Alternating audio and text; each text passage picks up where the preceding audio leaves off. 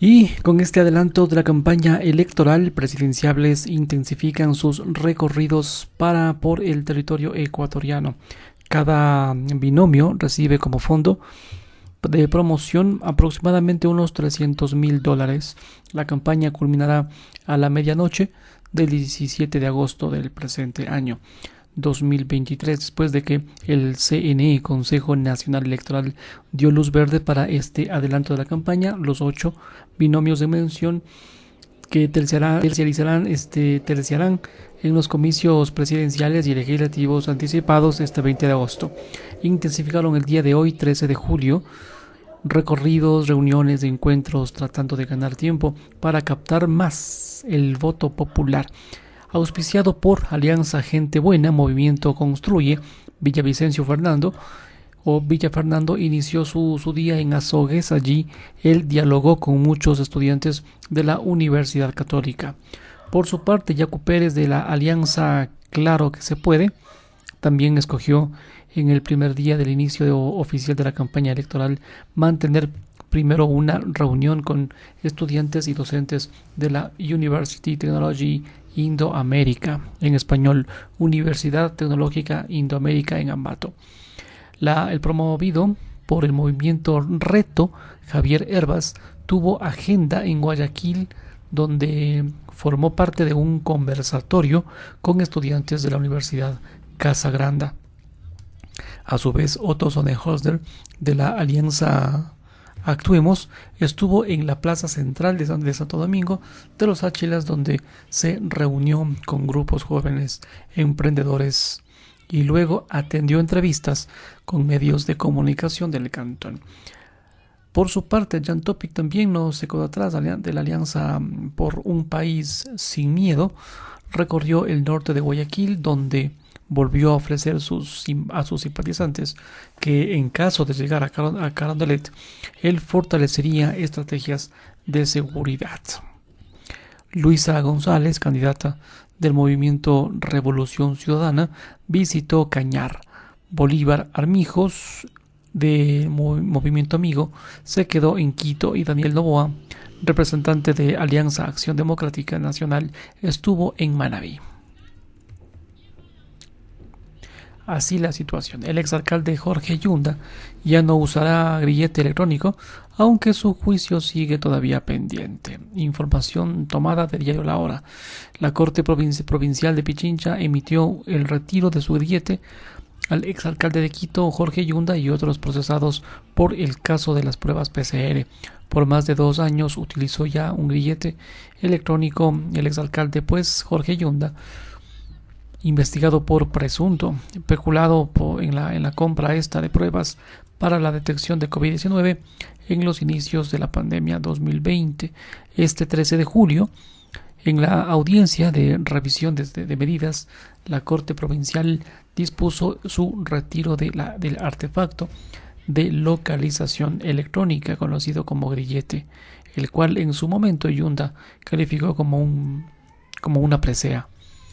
Entonces, aunque la Fiscalía se opuso tanto a este retiro del dispositivo, la Corte sí autorizó y ratificó además la prohibición de salida del país y dispuso la presentación periódica de 2 veces por semana. Entre los otros procesados que se benefician del retiro de este dispositivo están la ex secretaria de Salud del municipio, Jimena Abarca, y la ex coordinadora técnica de la Secretaría de Salud, Linda Guamán, quien escribieron lo siguiente: tras 883 días, un embarazo y parto, el estigma en aeropuertos y lugares públicos y un sinnúmero de inconvenientes personales, el tribunal ha dispuesto el retiro del grillete en mi tobillo. El juicio pendiente, dice la primera recusación que frenó este juicio iniciado en abril 2021, se hizo desde la defensa legal de Jorge Yunda.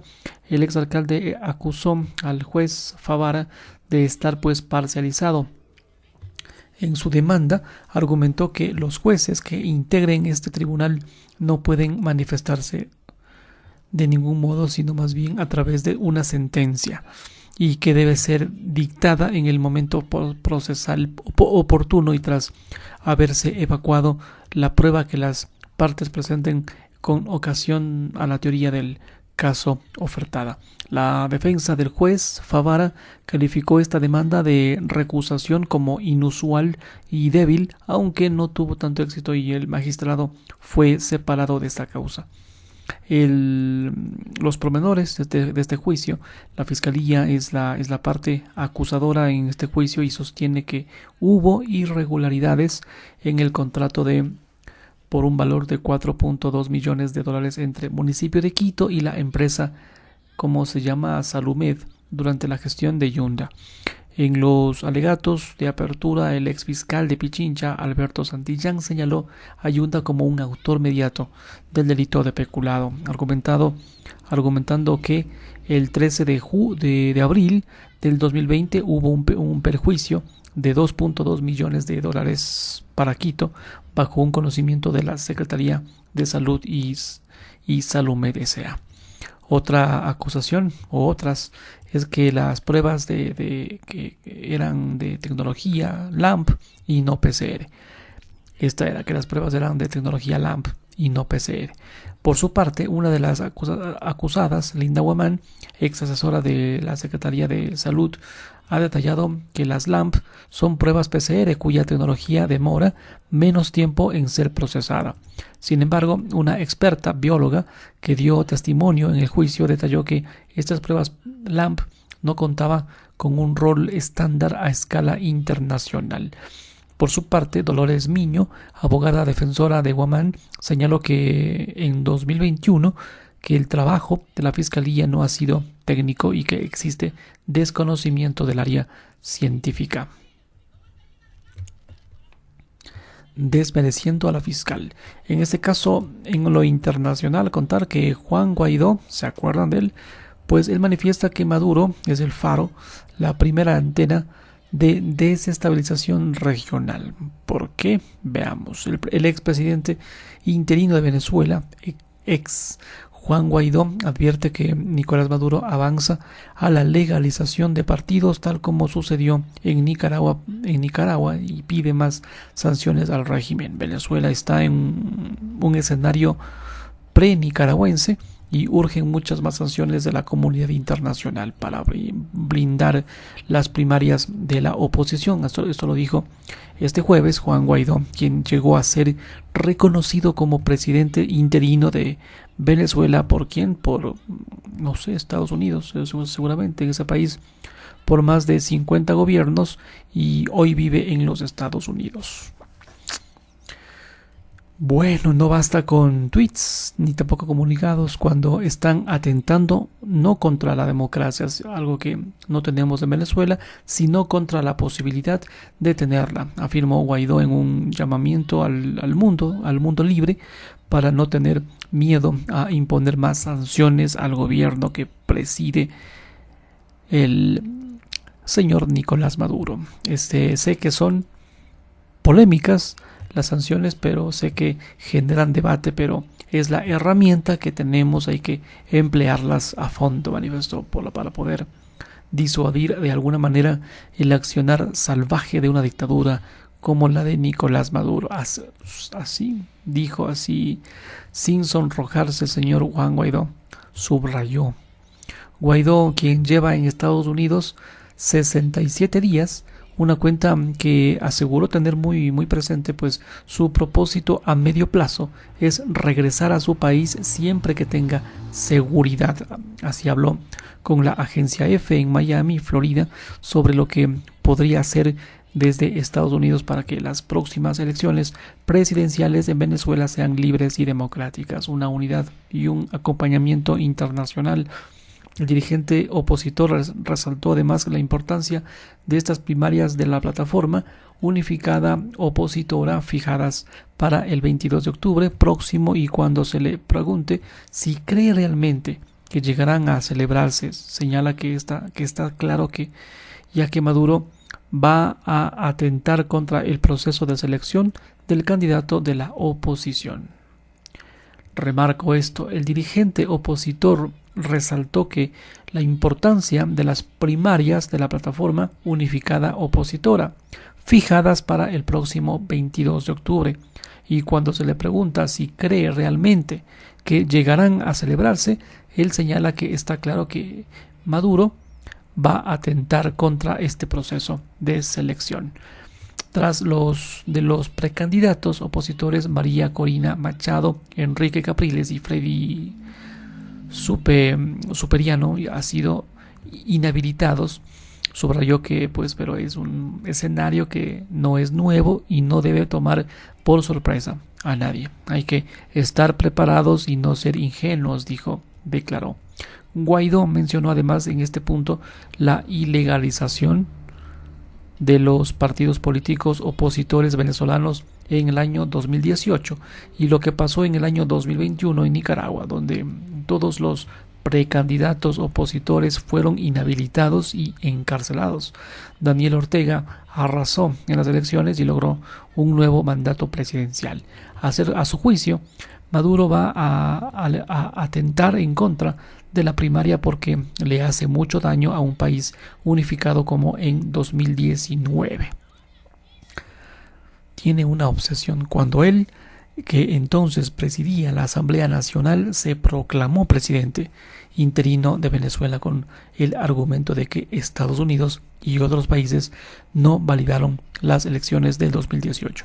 Su presidencia interina fue reconocida en primer lugar por el gobierno de Estados Unidos, entonces encabezado por Donald Trump, y luego por medio centenar de gobiernos más, incluido Ecuador, y se mantuvo hasta el día de hoy, hasta 2022.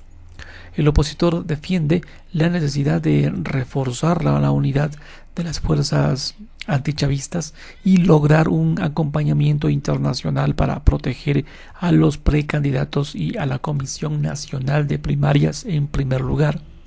Se trata, dijo, de que quienes los vayan a atacar sepan de antemano que sus acciones van a tener consecuencias que por atacar a las primarias.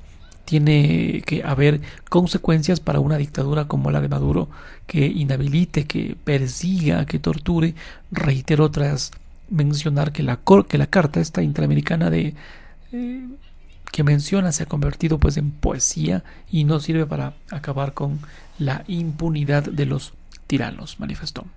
Cuando llegó él a Estados Unidos a raíz de que este gobierno de Colombia no le permitiera permanecer en su territorio, Guaidó dijo en una rueda de prensa que en Miami que no tenía intenciones de pedir ningún tipo de asilo político. Ahora, según mencionó, está estudiando cuál es el estatuto migratorio que más conviene a su familia. Su esposa y sus 2 hijas se reunieron en Miami con él y al trabajo trabajo que quiere hacer es desde aquí, que básicamente es ayudar a proteger a los que resisten a la dictadura dentro de Venezuela y promover la unidad de las fuerzas opositoras y visibilizar la lucha por restablecer la democracia.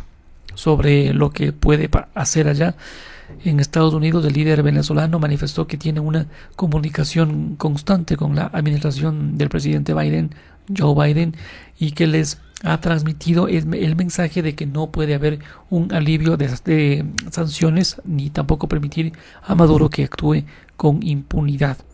Es hora de pasar a la acción, concluyó Guaidó, quien cree que de esa manera no solamente ganan los venezolanos, que podrán vivir en paz y recuperar la democracia, sino Estados Unidos y el mundo en general. Maduro es el faro, la primera antena de desestabilización regional, aseveró.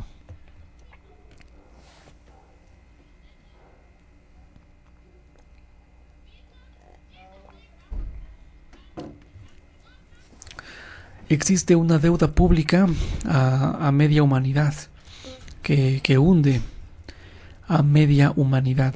La mitad de la población mundial vive en países que gastan más en el pago de intereses de la deuda que en educación o salud, según un pequeño informe de la ONU. El crecimiento de la deuda pública en los países en vías de desarrollo y los enormes recursos destinados a su servicio están ahogando las posibilidades de progreso para casi la mitad de la humanidad, según alertó así este 12 de julio del 2023 Naciones Unidas. Unos 3.300 millones de personas, casi la mitad de la humanidad, viven en países que gastan más en el pago de intereses de la deuda que en educación o sanidad, por ejemplo. Denunció esto el secretario general de la ONU, Antonio Guterres, al presentar un informe titulado Un mundo de deuda. Según Guterres, medio mundo se está hundiendo en un desastre de desarrollo, con los gobiernos obligados a elegir servir su deuda o servir a su gente.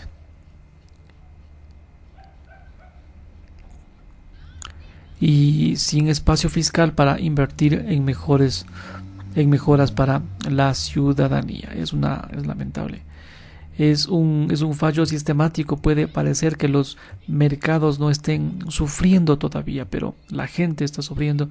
Insistió el jefe de Naciones Unidas que en los últimos años se han presentado varias propuestas para reformar esta arquitectura financiera internacional y aliviar de alguna forma esta carga de deuda de los países con dificultades. Es lamentable. Nuevo récord de deuda. Según datos de la ONU, en el año 2022, recién nomás, el mundo alcanzó un récord de 92 billones de dólares de deuda pública, de la que los países en desarrollo representan una parte desproporcionada del total, y en general pagan unos intereses muy superiores, a menudo a acreedores privados que les cobran unas tasas elevadísimas. De media, los países africanos, por ejemplo, pagan 4 veces más por tomar prestado que Estados Unidos y 8 veces más que los países europeos más ricos, apuntó Guterres en una conferencia de prensa. Que quede claro esto: de media, los países africanos pagan 4 veces más por tomar prestado que Estados Unidos y 8 veces más que los países europeos, apuntó Guterres. Un total de 52 países, casi el 40% del mundo en desarrollo, se enfrentan a problemas de deuda, y 36 están sobreendeudados o en alto riesgo, según datos del Fondo Monetario Internacional. Según Guterres, esto es un resultado de la desigualdad constituida o construida en nuestro obsoleto sistema financiero global, que refleja la dinámica de poder colonial de la época en que se la creó. Hay unas reformas necesarias. La ONU apuesta por una reforma en profundidad de todo el sistema financiero internacional, pero subraya también que hay medidas a corto plazo que pueden aliviar la situación, entre ellas un mecanismo que facilite las suspensiones de pagos, plazos más largos y tipos más reducidos para países con dificultades, incluidos algunos de los ingresos medios. También reclama que la comunidad internacional dé más liquidez en momentos de crisis, usando instrumentos ya existentes en el marco del Fondo Monetario Internacional, o expandiéndolo los bancos multilaterales de desarrollo para apoyar inversiones. La deuda. Deuda pública hunde a media humanidad. A esto nos quieren conducir. Cierran investigaciones sin identificar al dueño de la pasta blanca encontrada en la Casa Blanca. A ver, ¿cómo? Cierran investigación sin identificar al dueño de esta pasta encontrada en Casa Blanca. Pese a las averiguaciones del Servicio Secreto de Estados Unidos, no se ha logrado dar con este dueño de esta sustancia. El Servicio Secreto de Estados Unidos cerró la investigación sobre el hallazgo de esta bolsita en la Casa Blanca sin identificar a su propietario. Así lo informó este jueves CNN. El cuerpo policial encargado de la seguridad de esta residencia oficial encontró la bolsita, la pasta, el pasado 2 de julio, cuando el presidente de Estados Unidos, Joe Biden, se había encontrado de viaje y los bomberos ordenaron una breve evacuación del ala oeste. La portavoz de la Casa Blanca, Karine Jean-Pierre, sugirió en una rueda de prensa que esta sustancia podía pertenecer a un visitante, ya que fue encontrada en una zona muy transitada desde donde se realizan tours. El servicio secreto ha estado revisando los registros de los visitantes y las cámaras de seguridad del ala oeste de la Casa Blanca, pero no ha podido identificarse a un sospechoso. Esto lo dijo una fuente cercana a la cadena CNN. Otra fuente explicó al medio que la hipótesis principal sigue siendo que la bolsita esta la dejó a un visitante en el área de acceso del edificio, donde tienen pues que pasar un filtro de seguridad y depositar los teléfonos en unos cubículos. Jean-Pierre respondió la semana pasada a un reportero que es totalmente irresponsable Jean-Pierre respondió la semana pasada a un reportero diciendo que es totalmente irresponsable sugerir que la pastita esta pertenecía a la familia Biden, ya que se encontraban fuera de la residencia presidencial este fin de semana.